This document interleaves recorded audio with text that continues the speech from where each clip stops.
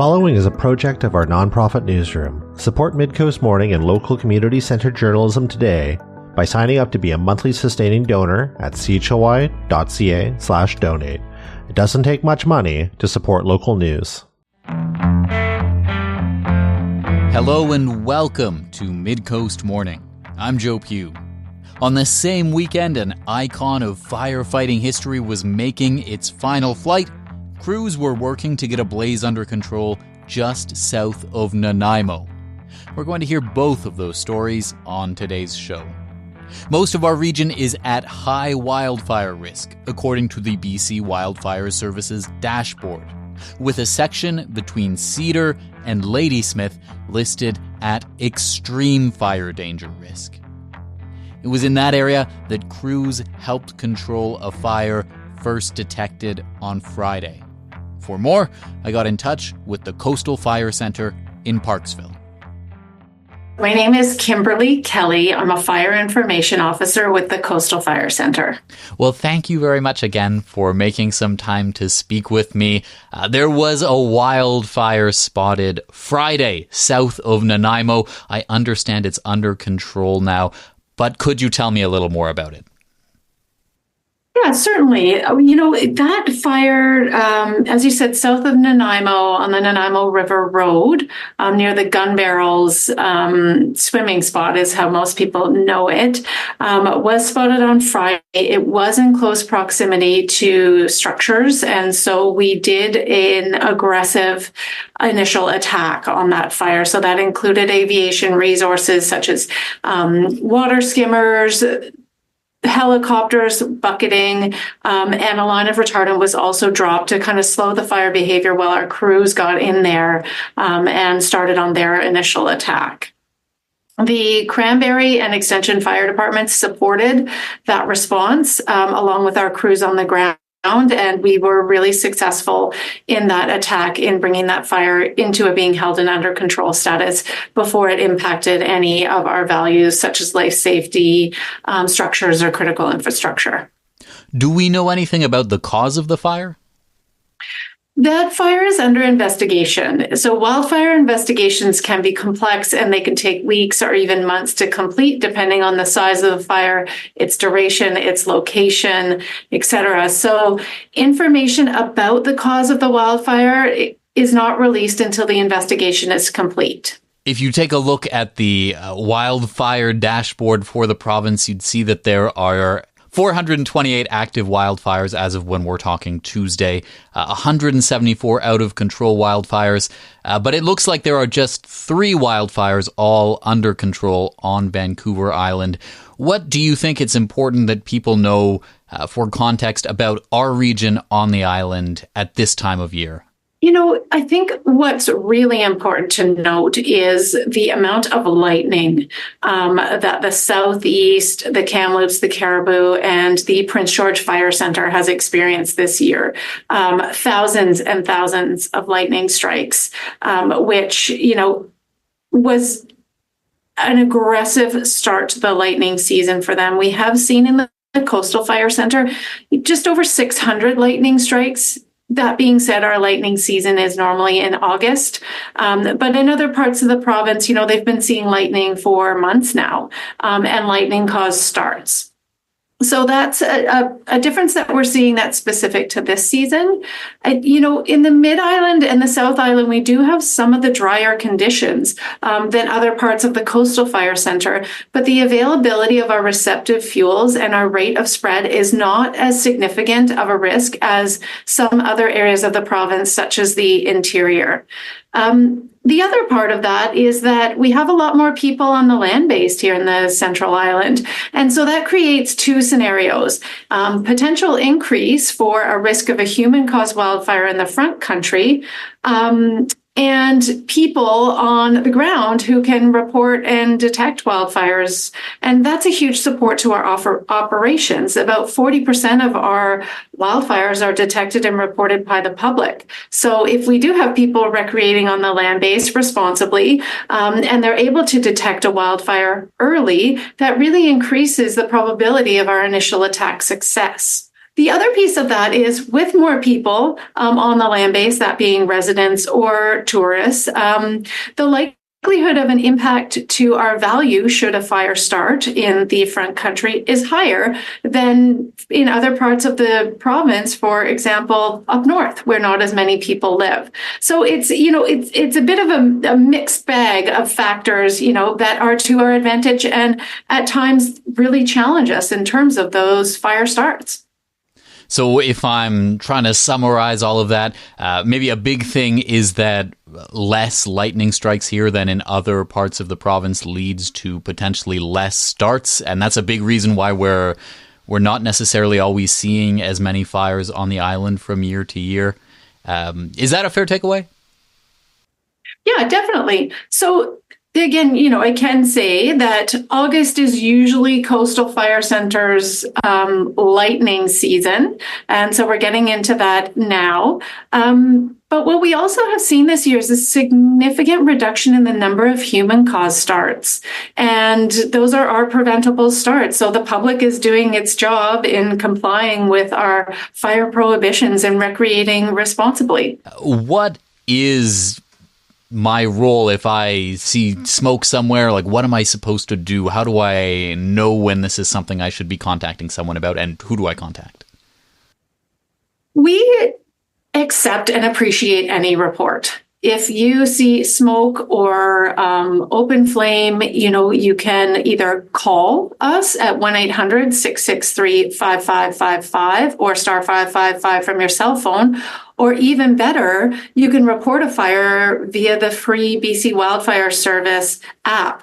The benefit of reporting it via the app is we can geotag it and you can send a photo, which gives us a lot more information than we can collect over the phone. And you mentioned a couple of times that we're into August, and August is when we might get the lightning strikes in our region. What can you tell me about the season we're heading into, and when, if it's fair to say this, maybe it's not, when we might be sort of in the clear for the year? I think the first thing that I'd like to say is that, weather is a prediction, not a promise. So, we do look at trends over time. When we see a significant amount of prolonged precipitation on the land base, and we really get a good soak that's going deeper into those fuel layers on the ground, that's when we see ourselves, looking at that wildfire danger rating lowering. Right now in the, most of the island actually is in a high fire danger rating, meaning that there's a high risk of fire starting, it will burn aggressively, and it is likely to challenge our fire suppression efforts. And will be there until we have a significant amount of precipitation over a prolonged period of time in the forecast. That could be in 2 weeks. That could be October. Is there anything else you think it's important the public knows about wildfires this wildfire season specific to our region?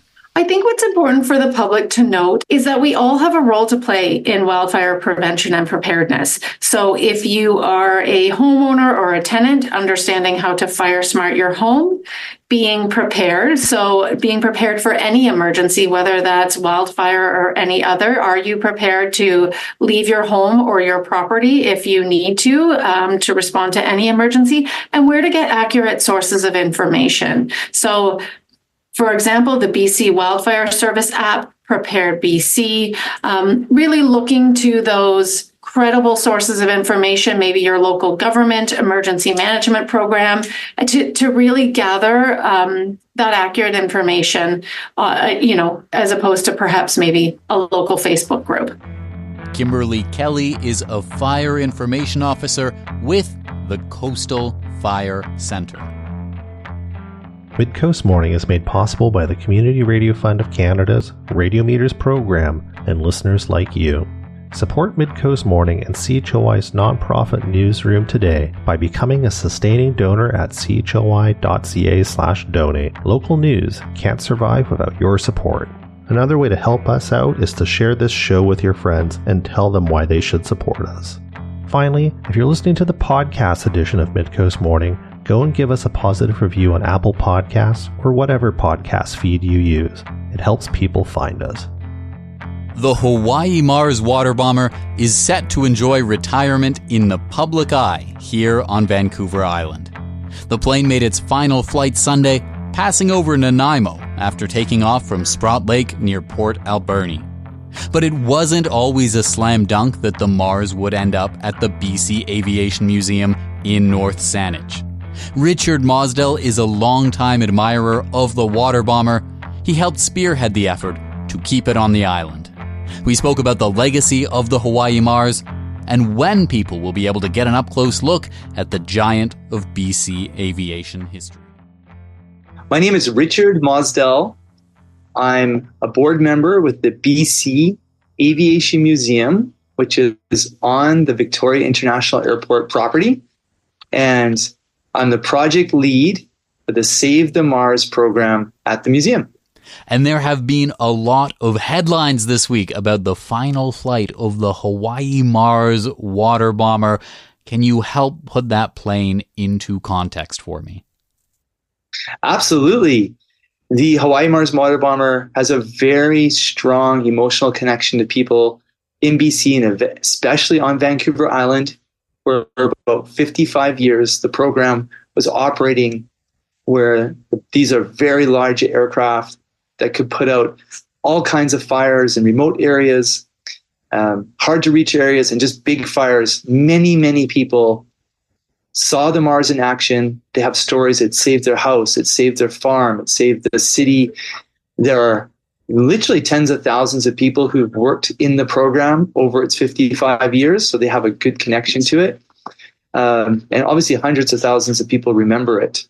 So this is much different. This aircraft is much different than, let's say, the Howard Hughes Spruce Goose, which flew for 30 seconds. It's a famous anomaly in aviation, and then was mothballed.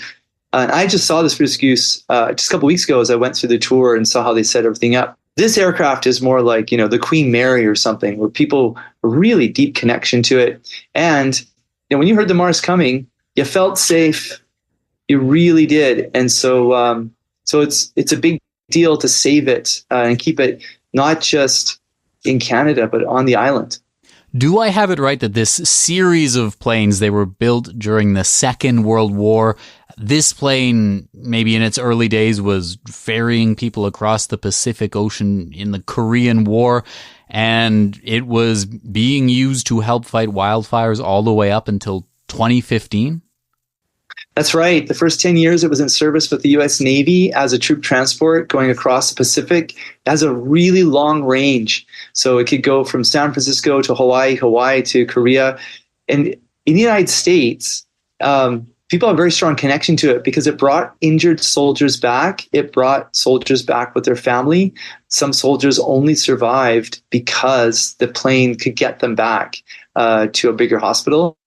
So this is, when it was down in the States working and firefighting, when it went on display in 2016 at a huge air show, a lot of people said that, their families remember it. Went into mothballs, and then 4 West Coast lumber companies in the late 50s purchased them. And they had some amazing characters back then who had an idea to turn them into water bombers.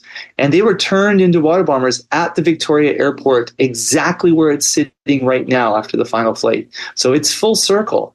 2 of them survived basically the whole 55 years until they were retired about 2015, 2016.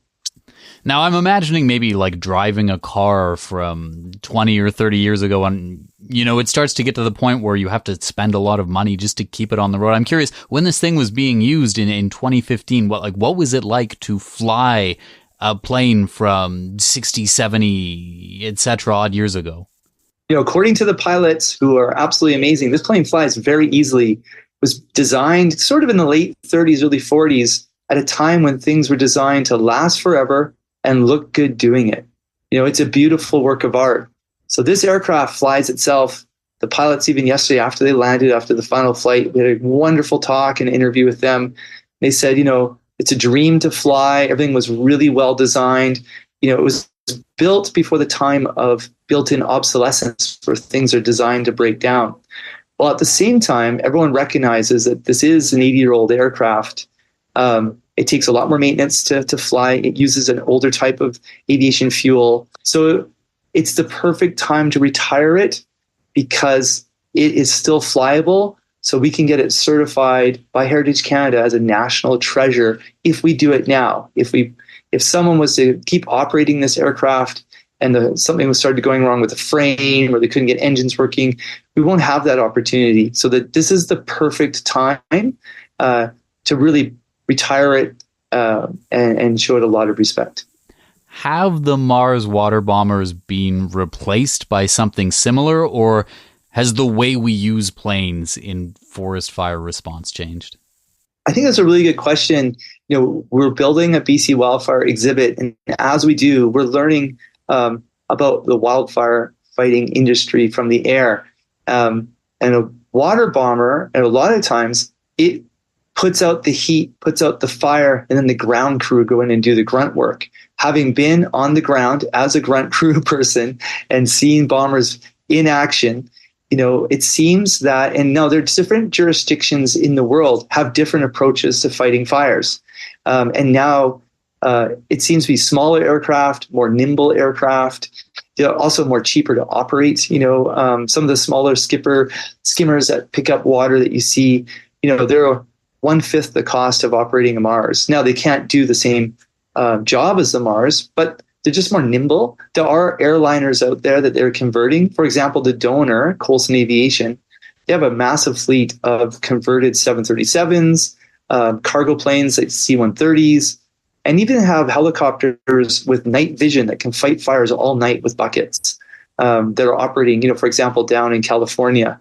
So they get a helicopter crew out there flying in the middle of the night, and they've got the night vision goggles, they've got all the instruments. So it's a different approach, but every jurisdiction around the world has a slightly different way of doing it. Could the Mars, if it was built yesterday, be a welcome asset? 100%. But yeah, that's a good question. There's lots of new ways of thinking about forest firefighting. I'm kind of interested by the fact that both the Mars we've been talking about today and some of the other planes you mentioned there, this idea of they were converted from being other things. Are there planes that are built and designed specifically to fight forest fires? Absolutely. De Havilland and Viking Air, they build their CL series, which are the seaplanes and are maybe half the size or a third of the size of the Mars. And those ones are built in Canada, and actually at Viking Air, right beside the museum, right beside our air park where we've got our old water bombers on display. We have several water bombers on display over the years. They're actually producing the CL series there. So yeah, it's amazing how they're creating it. And I hope everybody, has a chance. I'm just going to plug the museum because when you come, you can see the generation. Like, here's a water bomber, which was a bomber in the war, and the next one is like, this was a submarine tracker that flew off somewhere. So specifically built water bombers are definitely happening. I'm curious too about maybe your love of the Mars water bomber. I read in a previous interview that you and your dad connected over a love of this aircraft. Can you tell me about that? Yeah, so my dad, I grew up in Port Alberni near Sprout Lake. I spent a lot of time at the lake, swimming around it, fishing around it. And my dad and I connected over this aircraft. We actually would chase it if we could see it flying, and we saw it actually fight fires a couple times. So then, 2022, I saw in the newspaper on a Monday that it was up for sale. I thought, it's going to go overseas? That doesn't make sense. It should stay on the island. It should go to the BC Aviation Museum. So my family around me thought, don't do anything. You're crazy. Don't do anything. By Wednesday, I had to find out what's going on. I called the museum, asked them if they're taking the plane, and they said, we've been trying to call Coulson Aviation for 10 years, and they never call us back. I thought, really? That doesn't make sense. I got on the phone. I got all the way up to Wayne Coulson, the owner of the company, said, hey, isn't it supposed to go to the museum? And he said, I've been trying to reach those guys for 10 years, and they never call me back. What? And then Wayne and I connected over the plane. He said, come on up on Friday. Let's talk about the plane being donated to the museum. I called the museum back, told them I had a meeting with Wayne. I had no idea who they are. Didn't know who I was. Get up here right now to see if you're crazy. We had big meetings, met with Wayne, and on the way back, they said, if you're nuts enough to do this, you're the project lead. And so I've been on it ever since. And it's a massive, successful, positive, safe result yesterday. I think Dad would be proud. I think he'd be happy to see the Mars is staying on the island. As we said to the people in Port Alberni, you don't have to get on a ferry to come see the Mars. You just drive down and come see us. So you came into this not as someone who like worked for the museum or like worked in aviation. You just really loved this plane and you called people and kind of overcame the logistical hurdles or whatever and made this happen? For sure. Like I was in the Forest Service, so I knew all about forest firefighting. I'm not extensively in it, but I knew it. And then I worked for the company that used to own it, Macmillan Bloedel. I'm a karate kid. I learned to speak Japanese. So then in the lumber office, I dealt with Japanese clients. I would take them to the sawmills in Port Alberni, give them tours, talk about the sales, take them out to the Mars, and I would guide them through the Mars. And the pilots and the engineers would give us amazing stories about the plane. And I was thrilled. It's my favorite aircraft in the whole world. Here I am on the Mars, translating in Japanese to the Japanese buyers who were absolutely thrilled and totally fell in love with the plane. And I've always had a connection to it. And so when I saw this opportunity come up, I thought, we've got to save the plane. And when I started on the project, the first 6 months, I looked back and did the deep dive. And I noticed there was about 5 different teams that tried to save it over the last 20 years.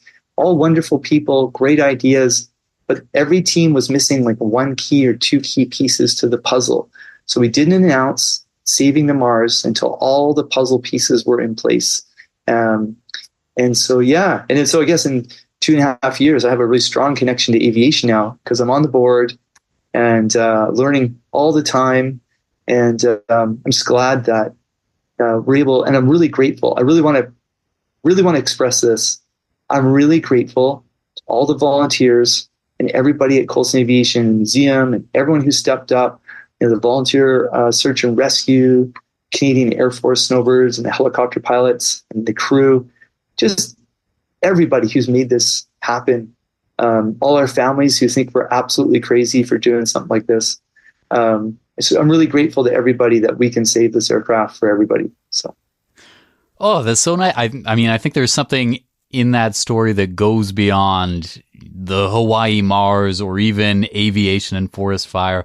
That is so cool. I know we've been talking a lot today about like what this plane means to you, what this plane means to maybe people on Vancouver Island. The Times columnist reported that tens of thousands of people gathered in different communities to watch this plane's last flight.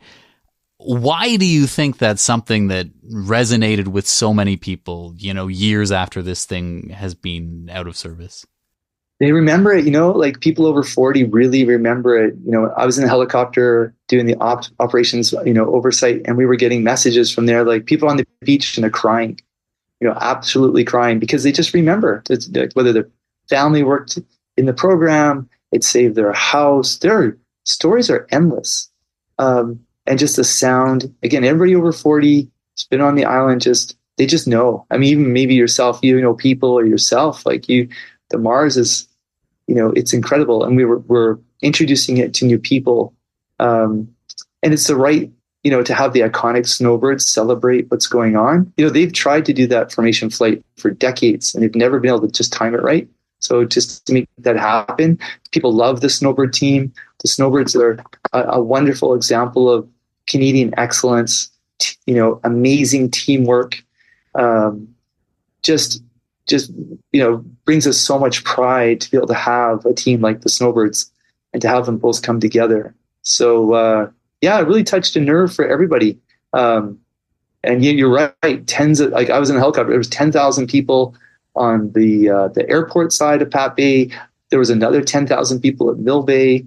The live feed of the video has been growing at 5,000 hits an hour still. I think we just hit like 135,000 hits. People just love this plane. It really means a lot. What we say at the museum is people come for the plane, but they stay for the stories. Murray Palmer was a pilot on the Mars who was a volunteer at the museum, and he talked about flying it He started out in aviation as a crop sprayer. Like those planes that spray the crops. So he's used to flying like 10 feet off the ground. Slowly worked his way up over the years to bigger aircraft. His dream was flying to Mars. He used to fly to Mars and go in, and the fire boss would tell him where to be and line it up, bird dog in front, drop his load. He'd fly out and he'd get a call, go, "You did a really good job knocking down the forest. You're flying too low." And people have so many stories like that. He's like, "Oh, we just need you to put the fire out. We don't need you to knock the forest over." Just great stories. So again, I think that's why everybody has a story and it has some connection. Is there anything else you'd like to bring to this conversation today? Yeah, thank you for offering. There are 5 stages to this rescue. The safe arrival yesterday on Sunday was stage 1. Stage 2 is the dewatering. It's a very difficult procedure to pull the plane out of the water at the Institute of Ocean Sciences and Coast Guard base at Pat Bay. There's lots of breakwaters. It has to move sideways. The Mars is like a samurai sword. Samurai sword is beautiful and sharp and designed to go forward and back. It's not designed to go sideways. If it goes sideways, it can break. So it's a very complicated procedure. We've hired Nickel Brothers Moving, to the amazing company that move incredible objects like buildings and submarines. That will happen on Wednesday afternoon. When it's safely up on land at the Coast Guard base, I will have a big sigh of relief. Then there's the move. They're putting it into like a space shuttle cradle for moving large items 360 degrees, like massive buildings. It'll take 5 days to get it in the cradle. And then over one night, the week after, all through the night when the airport's closed, it will crawl across the airport like the space shuttle. And then after a couple hours, arrive in front of the museum. And the stage 4 is the closed display. That's when people can come, all the visitors can come and walk around it while we prepare the inside and the outside for the final display. And then the grand opening, the ribbon cutting to go inside, will be Saturday, September the 28th. And that's when everybody will be able to explore the inside of the plane and sit in the pilot's seat. And that's the 2 things you want to do. Until now, you had to know a guy who knew a gal who worked at the base to get through the fence to get on the plane for the last 80 years. From Saturday, September 28th, everyone will be able to get to 2 awesome pictures they want. Standing at the nose in front of the plane and sitting inside in the pilot's seat. So those will be I hope everybody in Victoria and on the island will always bring their friends down to get those 2 shots, just like in front of the Eiffel Tower. Saturday, September 28th, the day to mark in your calendars. Richard, thank you so much for taking the time to speak with me on this. Thank you so much. I really appreciate it. Richard Mosdell is a board member with the BC Aviation Museum in Victoria and the project lead for the Save the Mars project at the museum. That's our show for the day. Thank you for joining me. I'm Joe Pugh, host and producer of Midcoast Morning. Jesse Woodward is our executive producer, and RB Frew is our technical advisor.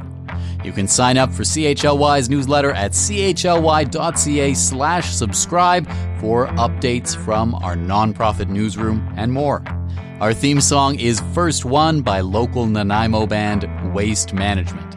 If you have a story you'd like us to cover, email us at news@chly.ca. That's all for now. Jack Corfield will be sitting in for me on Friday. Thank you so much for tuning in today. I hope you can join Jack then.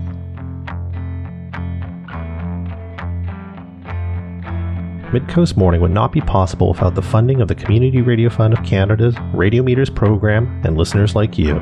Midcoast Morning is a project of CHLY's nonprofit newsroom. Support nonprofit journalism in Nanaimo and on the Salish Sea today by becoming a monthly sustaining donor at $5 or more per month. Support the program at chly.ca/donate.